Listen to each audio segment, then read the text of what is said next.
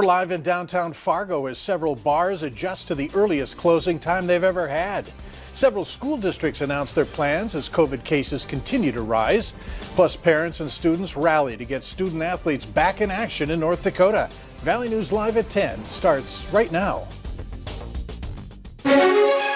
Live from Fargo and serving you on TV, online and on the go. This is Valley News Live at 10. New at 10 tonight, it's happening right now. For the first time in Fargo, all bars and restaurants are closing their doors. North Dakota Governor Doug Burgum's new COVID-19 guidelines are in effect now, limiting capacity and asking all businesses to shut down by 10 p.m. Valley News Team's Katie Opperly joins us live in downtown Fargo as she hears how businesses are adapting. Katie? Mike, the downtown scene is usually one full of lights and life, but open signs have gone dark and people have been asked to go home early in accordance with that new guideline for the state of North Dakota. I spoke with a bar owner earlier today who says these guidelines could be the final straw as they try to keep their business afloat, but they get the majority of their customers from 10 p.m. to 2 a.m. Bars downtown say that the name of the game during this difficult time is flexibility. We want people to feel comfortable, that they can come out, still have a good time, and feel safe. Bars and restaurants in Fargo say the new closing time changes the dynamic of their business. Beforehand, we had a lot of our sales were, to do with alcohol, beer sales, liquor, and those kind of things. And it's definitely shifted the percentage towards a lot more food. It changes the kind of different staffing we have on. Those who don't serve food tell us it's even trickier. They're hoping to find ways to entice customers to come in earlier. We're doing our comedy and open mic and trivia and vinyl night, so we're keeping those events going. We're just going to kind of push everything back by an hour or a half hour. They say it's about making those adjustments and learning to thrive with what they have. We've been pretty adaptive and quick to see where things have been going and then kind of went all in on those instead of hoping that things are going to be better soon. It's more so let's make these changes now. Hopefully it helps with the pandemic, helps kind of take the numbers down. As the numbers go up, business seems to go down. An attempt to help people stay safe while trying to keep businesses alive. Some business owners I spoke with say that this weekend will be the true test to see how the community reacts to the new guidelines. They say they hope everything goes smoothly and everyone remains respectful. Reporting live in downtown Fargo, Katie Opperly, Valley News Live. All right, thanks, Katie. And to read the full list of guidelines for North Dakota, download the Valley News Live app and click on this story. Meanwhile, a group of high school athletes and parents gathered on the Capitol grounds in Bismarck tonight to voice displeasure with the postponement of winter sports. As Valley News Live's Jacob Noderman tells us, they want the governor to know there's another perspective to consider. Winter sports pulling the short straw again. Last year, their tournament was the one that was cut originally due to the pandemic. And now, due to an executive order that came down on Friday night, their season is being halted, at least for 1 month. Marching around the Capitol, the group of families made a stop by the governor's residence to call for a return to winter sports. It's not about masks, it's not about any of the other things that he pushed down. It's just about taking those sports and activities, not just sports, but chess club, Latin club, show choir. Those things all can't go on. They're all extracurricular. The number of active cases for 15 to 19-year-olds has more than doubled in just the last month, but remains just 6% of all active cases. But players say they're following the guidelines. It's definitely tough with the case going on, with COVID going on right now. I just hope for the best and that we're able to play, come back and play full time and not really have to worry about all the stuff that goes on. As they chanted, many in the group knew they'd have to make concessions to get what they want most. Just to show how bad we want to be out there, and you can see all our parents want to, and we'll play whatever cost. No fans, so we just want to be out there. However, in his pre-recorded announcement on Friday, Governor Doug Burgum said it was the best chance they had at keeping students in schools. Children and their parents are best served when schools are open for in-person learning. In-person is the optimal learning environment for most students.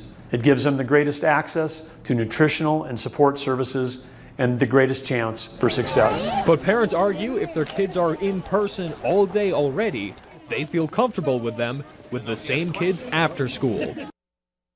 Meanwhile, rising COVID cases have prompted Grand Forks schools to switch to distance learning from November 30th to December 22nd, with face-to-face learning resuming January 4th.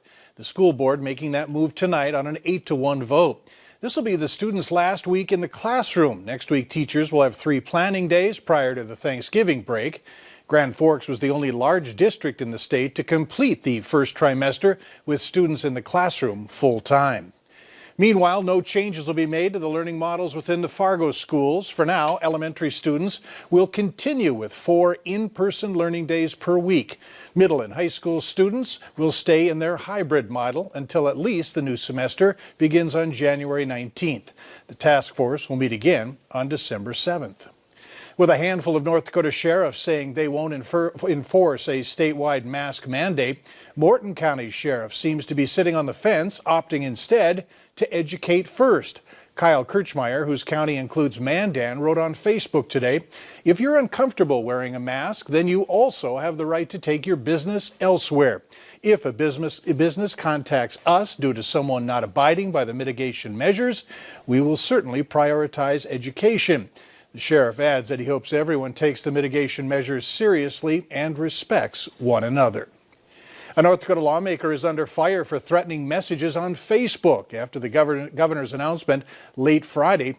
Dickinson Representative Luke Simmons wrote that he won't recognize the new restrictions and won't comply with them. When he called out, he commented in part, "Out west, big mouths that talk big usually get taught a physical lesson that they don't soon forget." Simmons says that he wasn't threatening anyone and only responding to threats pointed at him. I've had all kinds of threats against me. And then I get those same people in my office and I give them a cup of coffee and we leave friends. Why do we talk like this to each other when you're behind a screen? That's what I'm saying. In all indoor business. The representative owns a barber shop. Last spring, he threatened to reopen if the governor extended business closures. Minnesota's Senate DFL leader is calling for Majority Leader Paul Gazelka to resign, alleging several large in-person gatherings led to an outbreak of COVID-19 among several senators and staff. Gazelka announced yesterday that he tested positive. The concern of the DFL leader, Susan Kent, is that they weren't notified ahead of last week's special session of a possible COVID exposure among Republicans at a November 5th meeting and dinner. She says GOP senators and staff were alerted and told not to attend the special session. One of the nation's emerging health leaders in the fight against COVID-19 has partnered with one of Minnesota's biggest foundations for an ambitious goal. Dr. Michael Osterholm partnered with the St. Paul and Minnesota Foundation to try to support the families of every healthcare worker who has died from the virus. The best estimation right now says that there are 1,400 of them. And at a bare minimum, this grant hopes to give each of those families $10,000. And that's not all. A second phase, phase 2, is a long-term grant up to $60,000 per family. That's to help them with the socioeconomic setbacks that they'll face down the road. The third phase is for scholarships for the children that are being impacted. One woman's in the hospital tonight after a high-speed crash in Fargo. It happened just before 8 p.m., the 700 block of 18th Street North. Fargo Fire Department tells us that the driver had been speeding and lost control, slamming into a wall at the Miracle Express building. The driver had to be extricated, and firefighters took the injured to the hospital. Time is running out to gain your stimulus check. Earlier this year, the IRS sent out millions of checks to people who met for the criteria for economic relief. But some groups fell through the cracks, such as those who don't typically file a tax return due to little or no income. The agency is urging those who did not receive their funds to put their payment information on the IRS's website by this Saturday. Valley News Live is teaming up again with the Great Plains Food Bank for a virtual food drive. We'd really like to help out and get you involved. So to find out more information, please download our free VNL News app, look for the virtual food drive, and click to donate.